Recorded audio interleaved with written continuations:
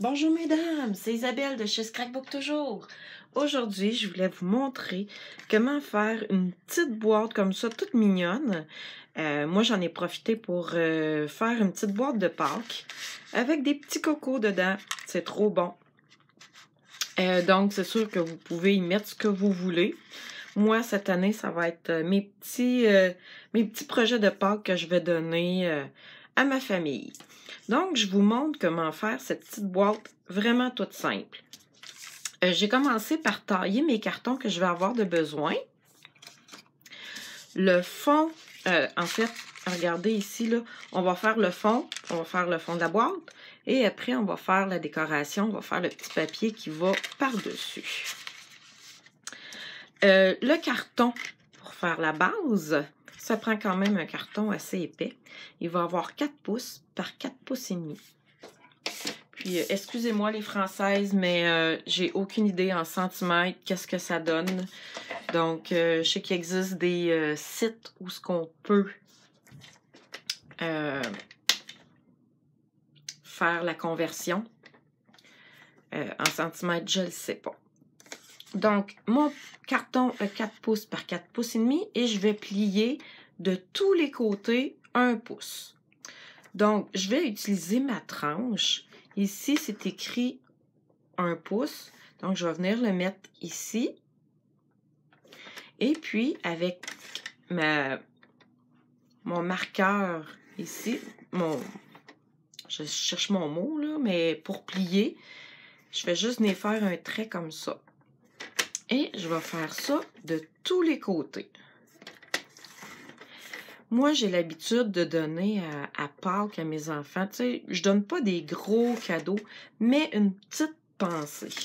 Donc, cette année, ça va être une petite boîte comme ça. L'année passée, j'avais fait un autre petit panier. Donc, c'est le genre de cadeau que j'aime bien faire. Je vais venir couper mon carton pour former les coins. Là, cette étape-ci, qu'est-ce qui est bien important de se rappeler? C'est que quand on fait quand on coupe, c'est important de venir couper dans le même sens. Je m'explique. Toutes mes coupures sont verticales.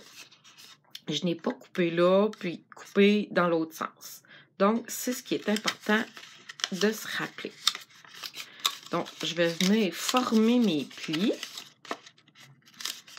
pour faire la petite boîte. Ça prend quand même une colle assez solide quand on vient pour former des petites boîtes parce que si on prend juste du snail, exemple, ça colle pas très bien. Donc, chaque petite partie ici, je vais venir lui mettre une petite goutte de colle. Et en venant le tenir un petit peu comme ça, ça va être juste assez pour que ça colle bien. Je vais faire les 4 coins. Et après, je vais pouvoir venir faire la décoration de mon... C'est pas un couvercle, mais on pourrait l'appeler ainsi. Et voilà. Et là, ce que je veux vous montrer, je sais pas ici si c'est arrivé, ça m'arrive. Je vais arrêter de bouger. Est-ce que vous le voyez là, c'est pas égal. Des fois, c'est pire que ça. Moi, je me préoccupe pas de ça. Je viens prendre mes ciseaux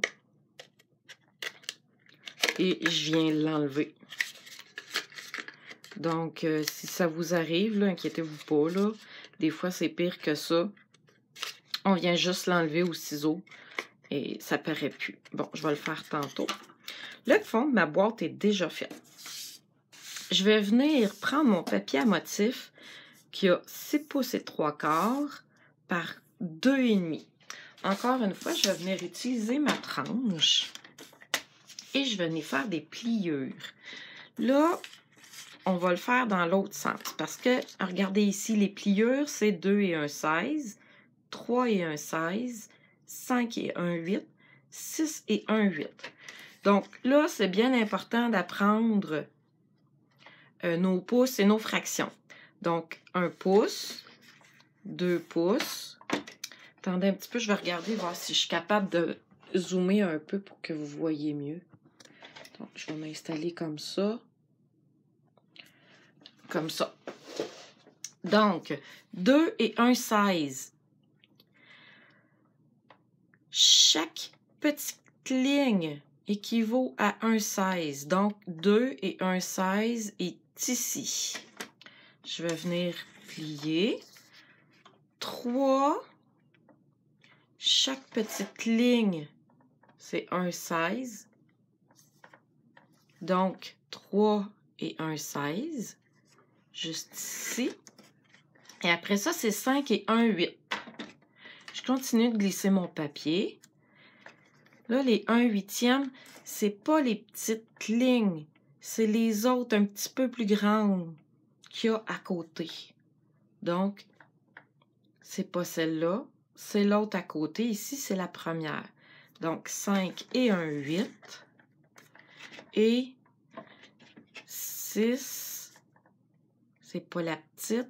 C'est l'autre à côté. 6 et 1/8. Bon, c'est quand même pas facile à apprendre, mais ça s'apprend. Je vais dézoomer. En prenant notre temps et en faisant des expériences, on y arrive. Bon, je vais venir former mes lignes de pliure et je ne collerai pas mon carton comme ça.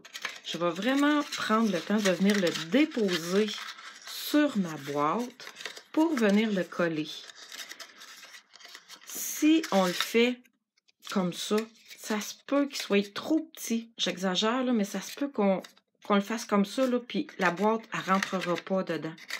Donc, on vient toujours mettre notre papier autour de notre boîte pour venir la coller. De cette manière-là, on va s'assurer que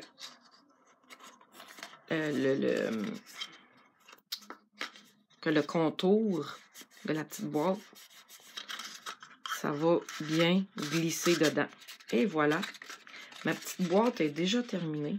Si vous vous demandez où est-ce que j'ai pris le papier à motif, là, ça fait partie de la même collection. Ah, mes cocos! Ça fait partie de la même collection. C'est dans le catalogue annuel. Stampin' Up. Donc, ma petite boîte est finie. J'avais envie cette année de décorer avec des petites fleurs. Là, je vais vous montrer ma petite fleur. J'ai utilisé Adorable Marguerite. Et je vais venir utiliser la fleur ici.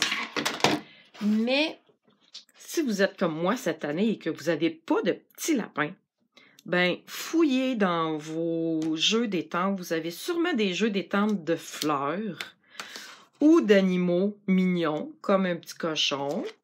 Ici, des petits oiseaux avec des branches. Ça fait printanier, ça fait Pâques. Pourquoi pas un petit panda avec un cœur? Ici, j'ai un petit oiseau. Je pourrais très bien utiliser celui-là. Pourquoi pas prendre des papillons ou un petit renard?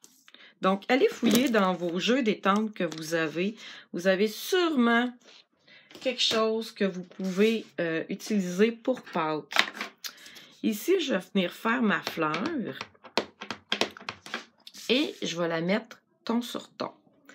Ça veut dire que mon encre et mon carton sont de la même couleur. C'est ça qui est le fun avec Stampin' Up, c'est que les couleurs sont agencées. Donc, le carton et l'encre ont le même code de couleur, je devrais dire. Donc, ça fait des belles images, ton sur ton. Avec le poinçon assorti avec la marguerite, je vais venir poinçonner mes 2 fleurs. Et voilà. Donc, il me reste juste à venir les former un petit peu comme ça. Venir mettre une petite goutte de colle.